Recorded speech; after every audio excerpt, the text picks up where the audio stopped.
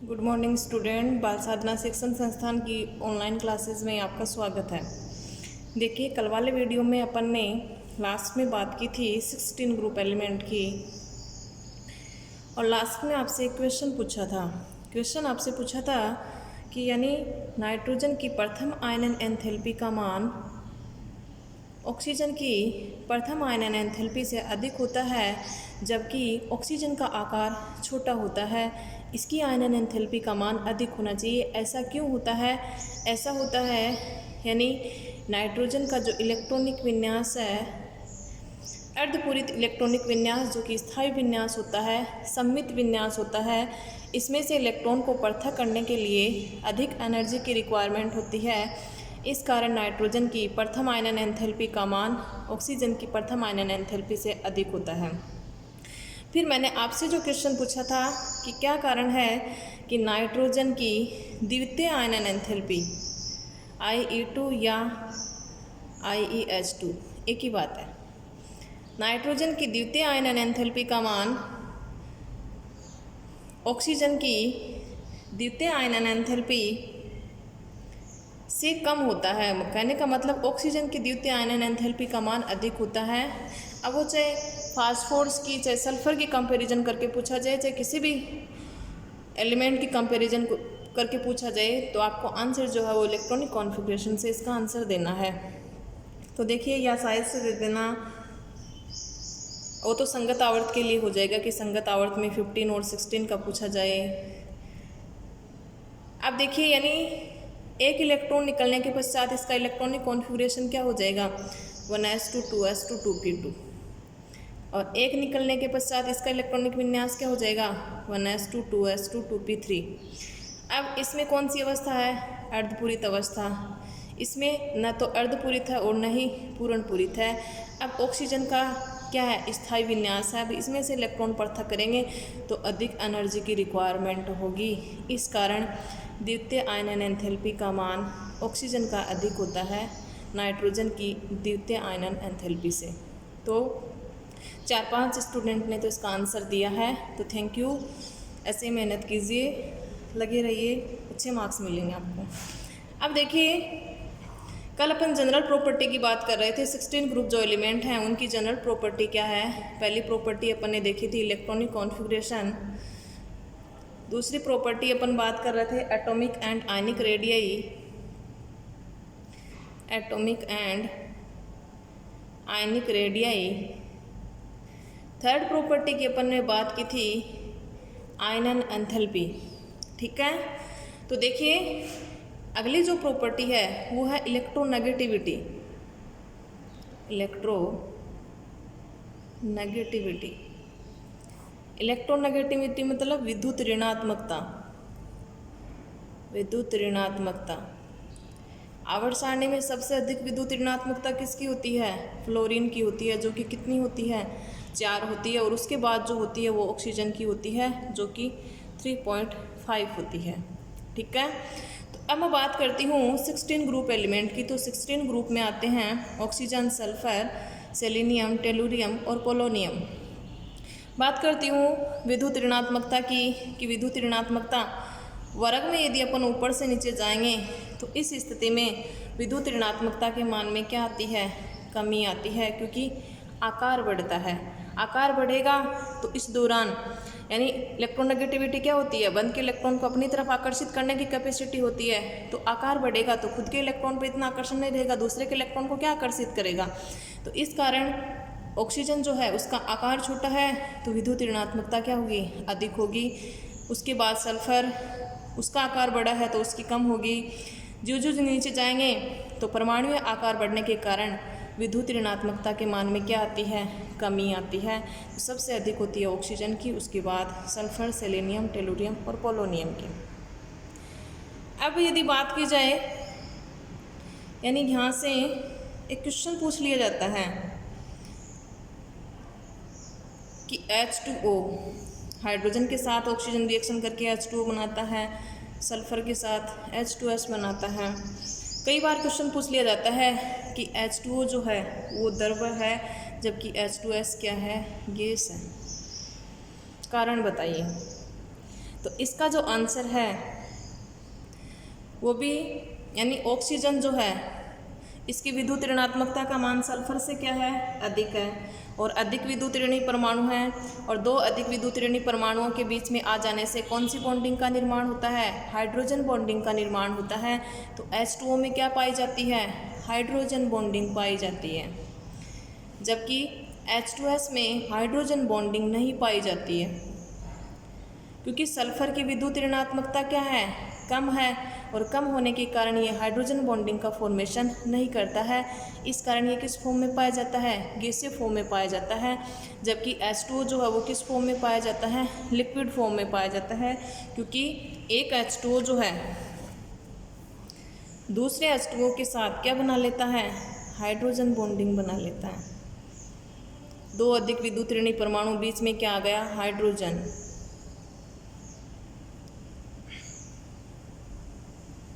दो अधिक विद्युत ऋणी परमाणु बीच में हाइड्रोजन क्या बन गई, हाइड्रोजन बॉन्डिंग, और इसी हाइड्रोजन बॉन्डिंग की वजह से H2O जो होता है वो द्रव्य होता है, जबकि H2S गैस होता है। तो कई बार ये क्वेश्चन पूछ लिया जाता है, यानी कारण इसका हो जाएगा ऑक्सीजन की इलेक्ट्रोनेगेटिविटी, यानी इलेक्ट्रोनेगेटिविटी अधिक विद्युत ऋणी परमाणु। फ़ोन से आपको याद करना है, फ्लोरीन, ऑक्सीजन, नाइट्रोजन, ये जहाँ भी आ जाएंगे, दो के बीच में हाइड्रोजन आ जाएगा, वहाँ क्या बन जाएगी, हाइड्रोजन बॉन्डिंग बन जाएगी। तो H2O में हाइड्रोजन बॉन्डिंग पाए जाने के कारण ये द्रव्य होता है, जबकि H2S में सल्फर की विद्युत ऋणात्मकता कम होने के कारण ये हाइड्रोजन बॉन्डिंग का फॉर्मेशन नहीं कर पाता। इस कारण ये किस फॉर्म में पाया जाता है, गैसीय फॉर्म में पाया जाता है। अब मैं बात करती हूँ, यानी ये जो 16 ग्रुप एलिमेंट हैं इनकी विद्युत ऋणात्मकता का मान 15 ग्रुप एलिमेंट और संगत वर्ग जो है यानी 17 वर्ग जो एलिमेंट है उसके साथ यदि कंपैरिजन करूं तो एक आवर्त में यदि अपन बाएं से दाएं जाते हैं तो विद्युत ऋणात्मकता के मान में क्या होती है, वृद्धि होती है।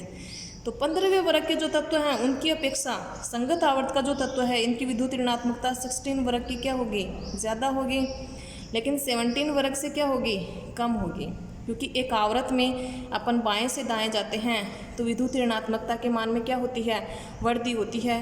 क्यों होती है, क्योंकि प्रभावी नाभिकीय आवेश बढ़ता है, और प्रभावी नाभिकीय आवेश बढ़ने के कारण आकार क्या होता जाता है, डिक्रीज होता जाता है, और आकार घटेगा तो विद्युत ऋणात्मकता के मान में क्या होगी, वृद्धि होगी। ठीक है, तो ये हो गया इलेक्ट्रोनेगेटिविटी, उसका ऑर्डर। ये वाला क्वेश्चन H2O द्रव्य जबकि H2S गैस, इलेक्ट्रोनेगेटिविटी किसके ज़्यादा और किसके कारण हाइड्रोजन बॉन्डिंग, तो उसके आधार पर उसका आंसर आपको देना है। अगली जो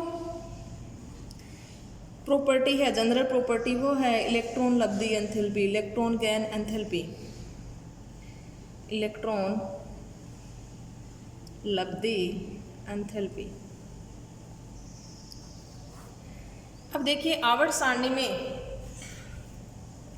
एक आवर्त में यदि अपन बाएं से दाएं जाते हैं तो इस स्थिति में क्या होता है, अभी आपको बताया है इलेक्ट्रोनेगेटिविटी बढ़ती है, साइज छोटा होता है, तो साइज जितना ज़्यादा छोटा होगा उस स्थिति में क्या होगा, इलेक्ट्रॉन ग्रहण करने की कैपेसिटी बढ़ेगी, यानी लेकिन ज़्यादा छोटा होगा तो उस स्थिति में क्या होगा, ज़्यादा छोटा होने के कारण इलेक्ट्रॉन के मध्य क्या बढ़ जाएगा, रिपल्सन बढ़ जाएगा, और आकार छोटा होने यानी कोश का साइज छोटा है, पहले से इलेक्ट्रॉन प्रेजेंट हैं, छोटा होने के कारण क्या होगा, आने वाला इलेक्ट्रॉन आसानी से एंटर नहीं कर पाएगा, इलेक्ट्रॉन के मध्य प्रतिकर्षण बल बढ़ेगा। तो मैं 16 ग्रुप एलिमेंट की बात करती हूँ कि एक 16 ग्रुप एलिमेंट में इलेक्ट्रॉन लब्धि एंथैल्पी के मान में वर्ग में ऊपर से नीचे जाने पर क्या प्रभाव पड़ता है। यानी एक आवर्त की यदि बात करूं आवर्त सारणी में, तो आवर्त में बाएं से दाएं जाने पर इलेक्ट्रॉन गेन एंथैल्पी के मान में ऋणात्मक वृद्धि होती है, और एक वर्ग में यदि अपन ऊपर से नीचे जाते हैं तो इस स्थिति में इसके मान में क्या आती है, यानी कम ऋणात्मक होता जाता है। इसका कारण क्या है, यानी यहाँ पर यदि मैं देखूं कि इलेक्ट्रॉन गेन एंथैल्पी का इनका ऑर्डर क्या होगा, तो ऑक्सीजन जो है इसकी तो होती है कम ऋणात्मक, बाकी के जो हैं इनकी होती है उच्च ऋणात्मक। ऐसा क्यों होता है, यानी ऑर्डर यदि लिखा जाए 16 ग्रुप एलिमेंट का इलेक्ट्रॉन लब्धि एंथैल्पी का, तो सल्फर, उसके बाद सिलिरियम, उसके बाद टेलुरियम, उसके बाद पोलोनियम, और सबसे कम इलेक्ट्रॉन गेन एंथैल्पी होती है ऑक्सीजन की। ऐसा क्यों होता है? क्योंकि ऑक्सीजन का आकार इनकी अपेक्षा बहुत छोटा है। तो ऑक्सीजन का आकार छोटा होने के कारण इसके बाह्यतम कोश में कितने इलेक्ट्रॉन? 4 इलेक्ट्रॉन हैं। तो 4 इलेक्ट्रॉन बाह्यतम कोश में स्थित है, आकार छोटा है, तो आने वाला इलेक्ट्रॉन जब जुड़ेगा तो उस स्थिति में क्या करेगा? ये आकार छोटा होने के कारण इलेक्ट्रॉन के मध्य क्या बढ़ेगा? रिपल्सन फोर्स बढ़ेगा, प्रतिकर्षण बढ़ेगा, जिसके कारण ये अपने भारी इलेक्ट्रॉन को ग्रहण करने की क्षमता कम होगी। लेकिन जब ज्यों नीचे जाएंगे, एक वर्ग में अपन ऊपर से नीचे जाएंगे, तो आकार क्या होगा? बढ़ेगा। और आकार बढ़ेगा तो उस स्थिति में क्या होगा? इलेक्ट्रॉन दूर दूर होंगे, तो इलेक्ट्रॉन के मध्य प्रतिकर्षण नहीं होगा, आने वाला इलेक्ट्रॉन क्या होगा? आसानी से एंटर हो जाएगा। तो इस कारण विद्युत ऋणात्मकता के मान में क्या होगी? ऋणात्मक वृद्धि होगी। लेकिन जितना ज़्यादा आकार बढ़ेगा उस स्थिति में क्या होगा? आकार बढ़ने से नाभिक का आकर्षण क्या हो जाएगा? कम हो जाएगा। तो नाभिक का आकर्षण कम होगा तो भी इलेक्ट्रॉन ग्रहण करने की प्रवृत्ति क्या हो जाती है? कम हो जाती है। इसी कारण सल्फर की इलेक्ट्रॉन लब्धि एंथैल्पी सबसे अधिक ऑक्सीजन की होनी चाहिए। लेकिन आकार छोटा होने के कारण बाह्यतम कोश में इलेक्ट्रॉन के मध्य प्रतिकर्षण बढ़ जाता है, आने वाला इलेक्ट्रॉन इंटर नहीं कर सकता। इस कारण इसकी इलेक्ट्रॉन लब्धि एंथैल्पी का मान सबसे कम ऋणात्मक होता है। सल्फर का सबसे अधिक होता है क्योंकि इससे आकार बड़ा है, नाभिक का आकर्षण भी है, तो उस स्थिति में सल्फर की उच्च ऋणात्मक होती है। उसके बाद सेलेनियम, उसके बाद टेलेरियम और उसके बाद पोलोनियम की होती है। यानी आकार यदि ज़्यादा बड़ा भी हो जाएगा तो उस स्थिति में नाभिक का आकर्षण कम होगा, और आकर्षण कम होगा तो आसानी से इलेक्ट्रॉन जो है वो इंटर नहीं हो पाएगा। ठीक है, तो इलेक्ट्रॉन लब्धि एंथैल्पी का 16 ग्रुप एलिमेंट जो हैं उनकी एंथैल्पी का जो ऑर्डर है वो ये होता है। सबसे ज़्यादा सल्फर, उसके बाद सेलेनियम, टेलुरियम, पोलोनियम और ऑक्सीजन। अगली प्रॉपर्टी की यदि बात करूं,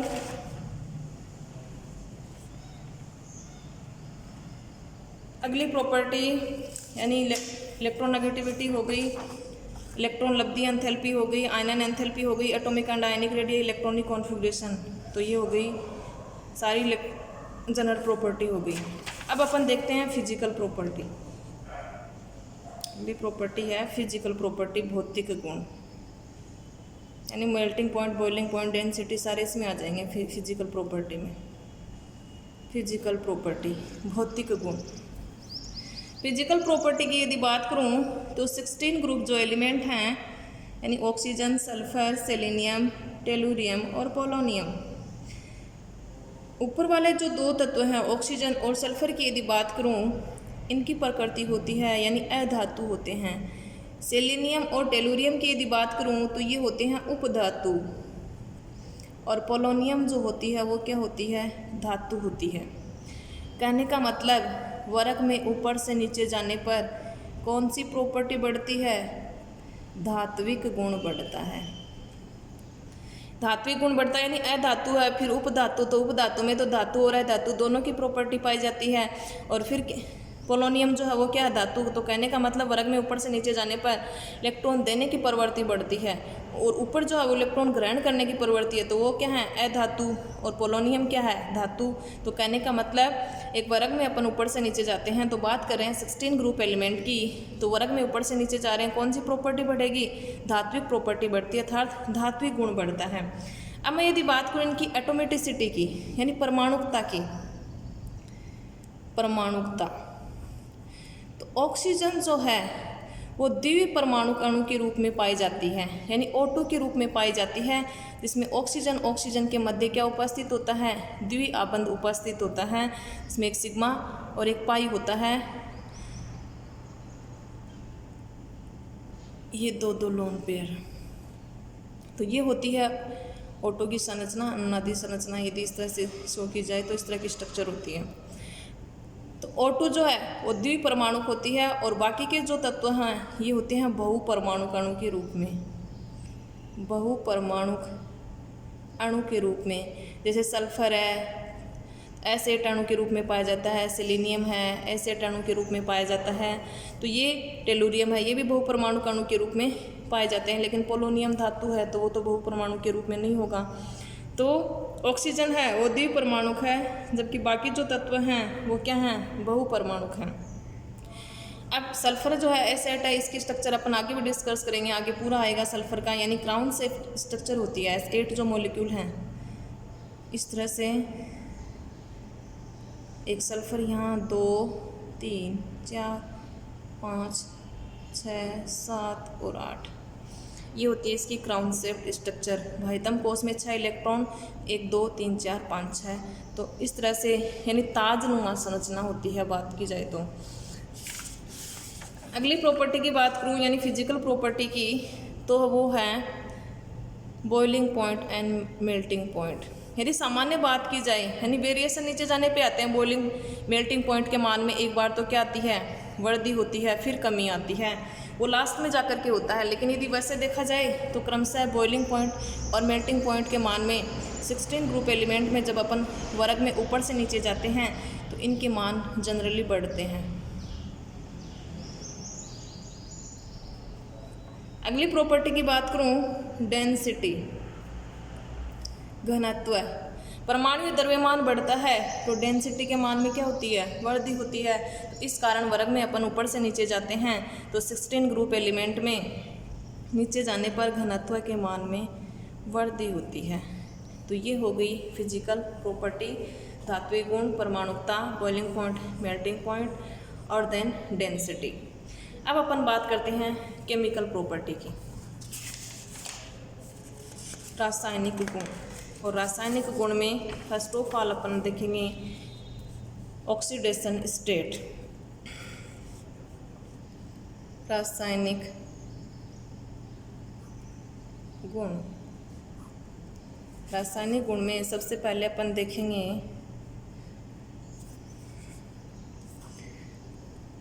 ऑक्सीडेशन स्टेट, ऑक्सीकरण अवस्था। बात की जाए तो 16 ग्रुप के जो एलिमेंट हैं उनका संयोजी कोश का इलेक्ट्रॉनिक विन्यास क्या होता है, यानी अंतिम इलेक्ट्रॉनिक विन्यास होता है NH2NP4। कहने का मतलब ये 2 इलेक्ट्रॉन ग्रहण करके, तो ग्रहण करेंगे तो कौन सा चार्ज आएगा, नेगेटिव आएगा, -2।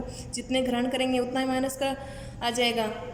तो यानी 2 इलेक्ट्रॉन ग्रहण करके ये क्या करते हैं, अपना अष्टक पूरित कर लेते हैं, यानी 6 हो जाएंगे। 2 इलेक्ट्रॉन ग्रहण कर लेंगे तो बाह्यतम कोश का इलेक्ट्रॉनिक विन्यास क्या हो जाएगा, NH2NP6 हो जाएगा। यानी कहने का मतलब जनरली इनका ऑक्सीडेशन स्टेट जो होता है वो क्या होता है, -2 होता है। 2 इलेक्ट्रॉन ग्रहण करके अपना अष्टक पूरित कर लेते हैं। अब यदि इनके ऑक्सीडेशन स्टेट की प्रत्येक एलिमेंट की यदि बात की जाए तो यानी वेरिएशन आते हैं कि वर्ग में ऊपर से नीचे जाने पर -2 ऑक्सीकरण अंक जो है, यानी टेलुरियम तक तो प्रदर्शित किया जाता है, फिर पोलोनियम जो है वो -2 ऑक्सीकरण अंक प्रदर्शित नहीं करता है, +6 ऑक्सीकरण अंक भी प्रदर्शित नहीं करता है। कहने का मतलब 16 ग्रुप एलिमेंट जो हैं वो धनात्मक ऑक्सीकरण अंक भी प्रदर्शित करते हैं और ऋणात्मक ऑक्सीकरण अंक भी प्रदर्शित करते हैं। कौन कौन से प्रदर्शित करते हैं, तो देखिए ऑक्सीजन, सल्फर, सेलेनियम, टेलुरियम और पोलोनियम। बात करूं ऑक्सीजन की, तो ऑक्सीजन जो है वो -2 ऑक्सीकरण अंक भी प्रदर्शित करता है, यानी ये तो साधारण ऑक्सीकरण अंक है जो कि जनरली रिप्रेजेंट किया जाता है।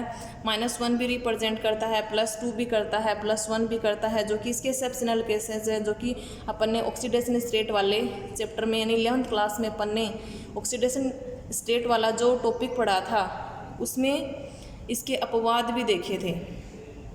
सल्फर जो है -2 ऑक्सीकरण अंक प्रदर्शित करता है, सेलेनियम है -2, टेलुरियम -2, पोलोनियम -2 प्रदर्शित नहीं करता है। ऑक्सीजन देखिए धनात्मक ऑक्सीकरण अंक कौन कौन से प्रदर्शित करता है, +1 प्रदर्शित करता है, +2 भी प्रदर्शित करता है। सल्फर की यदि बात करूँ तो +2, +4, +6। सेलेनियम की यदि बात करूँ +2, +4, +6। प्लस का 2, प्लस का 4, प्लस का 6 और ये प्लस का 2 और प्लस का 4। अब देखिए पोलोनियम जो है, कहने का मतलब वर्ग में ऊपर से नीचे जाने पर -2 ऑक्सीकरण अंक का स्थायित्व घटता है। यानी कहने का कहूँ तो पोलोनियम जो है -2 ऑक्सीकरण अंक प्रदर्शित नहीं करता। इसका कारण क्या है? क्योंकि वर्ग में ऊपर से नीचे जाने पर साइज तो इंक्रीज होता है, साइज तो बढ़ता है, और इलेक्ट्रोनेगेटिविटी के मान में क्या आती है? कमी आती है। और इलेक्ट्रोनेगेटिविटी के मान में कमी आने के कारण ये आसानी से इलेक्ट्रॉन ग्रहण नहीं कर सकता है।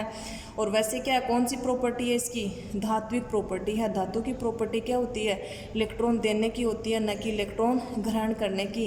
इस कारण पोलोनियम जो है वो क्या करता है? -2 ऑक्सीकरण अंक प्रदर्शित नहीं करता। अर्थात 16 ग्रुप एलिमेंट में ऊपर से नीचे जाने पर -2 ऑक्सीकरण अंक का स्थायित्व जो है वो घटता है। पोलोनियम -2 ऑक्सीकरण अंक प्रदर्शित नहीं करता। ठीक है, बाकी -2 ऑक्सीकरण अंक प्रदर्शित करते हैं। इलेक्ट्रोनेगेटिविटी के मान उनके उच्च हैं, आकार इनकी अपेक्षा धातु और उपधात्विक प्रॉपर्टी हैं, आसानी से एक्सेप्ट कर लेते हैं, अपना अष्टक पूर्ण पूरित कर लेते हैं। अब मैं बात करती हूँ ऑक्सीजन। बाकी के देखिए +6 ऑक्सीकरण अंक भी प्रदर्शित करते हैं, +4 भी प्रदर्शित करते हैं। एक तो पोलोनियम +6 ऑक्सीकरण अंक प्रदर्शित नहीं करता, एक ऑक्सीजन नहीं करता। ऑक्सीजन तो +4 भी नहीं करता और +6 भी नहीं करता। तो ऑक्सीजन का तो कारण ये है कि ये ऑक्सीकरण अवस्थाएं क्यों नहीं प्रदर्शित करता? क्योंकि ऑक्सीजन में रिक्त डी कक्षक अनुपस्थित होता है।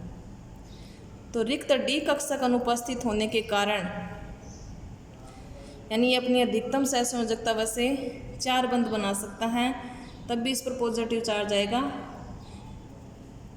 तो उस स्थिति में ये +6 ऑक्सीकरण अंक प्रदर्शित नहीं कर सकता। बाकी सल्फर, सेलेनियम, टेलुरियम, इनमें क्या है? रिक्त डी कक्षक उपस्थित हैं, तो यानी अधिकतम ऑक्सीकरण अंक +4, +6 ये प्रदर्शित कर सकते हैं। अब पोलोनियम में तो रिक्त डी कक्षक भी उपस्थित हैं, तो ये क्यों नहीं करता? इसका कारण है अक्करीय युग्म प्रभाव। यानी पोलोनियम +6 ऑक्सीकरण अंक प्रदर्शित क्यों नहीं करता? कारण है अक्करीय युग्म प्रभाव, जो कि अपन कई बार डिस्कस कर चुके हैं कि आंतरिक कोश के इलेक्ट्रॉन जो हैं S के, वो बंध बनाने की प्रक्रिया में भाग नहीं लिए जाते। +32 प्रभावी नाभिकीय आवेश जो कि बहुत ज़्यादा होता है, इस कारण ये अक्करीय युग्म प्रभाव के कारण +6 ऑक्सीकरण अंक प्रदर्शित नहीं करता। तो पोलोनियम -2 ऑक्सीकरण अंक प्रदर्शित नहीं करता, कारण इलेक्ट्रोनेगेटिविटी का मान कम होना, धात्विक प्रॉपर्टी होना, +6 ऑक्सीकरण अंक प्रदर्शित नहीं करना, कारण है अक्करीय युग्म प्रभाव। ऑक्सीजन जो है वो क्यों प्रदर्शित नहीं करता? कारण है रिक्त डी कक्षक की अनुपस्थिति। अब मैं बात करती हूँ यानी इसके ऑक्सीजन के एक्सेप्शनल केस कौन से हैं। यानी ऑक्सीजन वैसे तो साधारण कैल्शियम का ऑक्साइड है, चाहे वो H2O है, चाहे वो Na2O है। ऑक्साइडों में साधारणतः इसका ऑक्सीकरण अंक कितना है? -2 है। लेकिन एक्सेप्शनल केसेस की यदि बात करूं, H2O2 स्ट्रक्चर भी बताई थी, हाइड्रोजन प्रोक्साइड, कि इसमें ऑक्सीजन का ऑक्सीकरण अंक कितना होता है? -1 होता है। -1, +1, OF2 इसमें ऑक्सीजन का ऑक्सीकरण अंक कितना होता है? +2 होता है। O2F2 इसमें ऑक्सीजन का ऑक्सीकरण अंक कितना होता है? +1 होता है।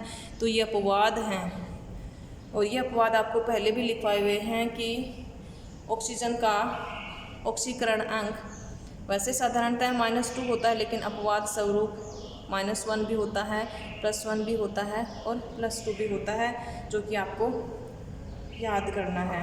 ठीक है, अब अपन बात करते हैं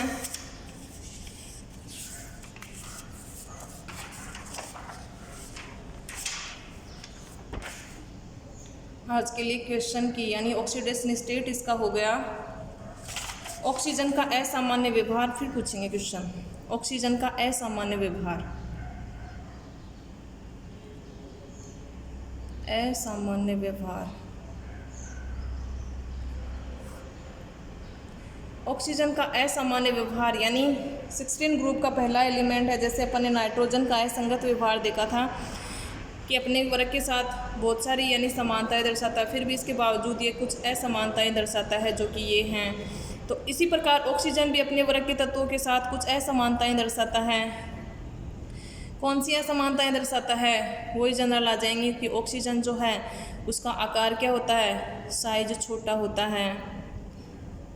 इलेक्ट्रोनेगेटिविटी का मान क्या होता है, उच्च होता है। आयनन एंथैल्पी का मान क्या होता है, साइज छोटा होने के कारण उच्च होता है। रिक्त डी कक्षक क्या होते हैं, अनुपस्थित होते हैं। रिक्त डी कक्षक अनुपस्थित। बाकी मेल्टिंग पॉइंट यानी बॉइलिंग पॉइंट का लिख देंगे। एटोमेटिसिटी परमाणुकता द्विपरमाणु कणों के रूप में होता है, बाकी बहुपरमाणु कणों के रूप में होते हैं। Melting point, boiling point, density के मान इसके कम होते हैं, बाकी के जो होते हैं वो ज़्यादा होते हैं। तो ये हो जाएंगे इसके असामान्य व्यवहार में। अब आज के लिए आपके लिए क्वेश्चन है आज की वीडियो के बाद, यानी पहला जो क्वेश्चन है H3PO4 की क्षारकता क्या है। H3PO4 की क्षारकता क्या है। दूसरा क्वेश्चन आपसे मेरा ये है कि क्या होता है जब H3PO3 को गर्म करते हैं। क्या होता है जब H3PO3 को गर्म करते हैं और H3PO4 की क्षारकता क्या है। तो ये जो दो क्वेश्चन हैं ये आपको, यानी जितने भी मैं क्वेश्चन पूछती हूँ आपको अपने जो नोट्स लिख रहे हो PDF 5 मैंने डिस्क्रिप्शन लिंक में PDF का लिंक दिया हुआ है, वहाँ से आप डाउनलोड कर लीजिए और वो उतार लीजिए। रोज़ के यानी 3 पेज, कभी 2 पेज, कभी 4 पेज, इतने आपको दिए जाते हैं। जितना पढ़ाया जाता है बेटर उतने की आपको नोट्स दिए जाते हैं। तो आप वो उतारते हो तो मैं उस दिन जो भी क्वेश्चन पूछती हूँ आपको वो कॉपी में करने हैं वो क्वेश्चन, और उनके आंसर भी लिखने हैं आपको, ठीक है। तो आंसर यदि नहीं पता है तो मैं नेक्स्ट वीडियो में उसका आंसर बता देती हूँ। तो यानी क्वेश्चन आपको कॉपी में ज़रूर लिखने हैं। आज तक जितने भी क्वेश्चन बता दिए गए हैं, जितने भी 8, 10, 15 जितने भी बताए हैं वो आपको कॉपी में करने हैं और उनके आंसर भी लिखने हैं। तो आज के लिए 2 क्वेश्चन। Thank you.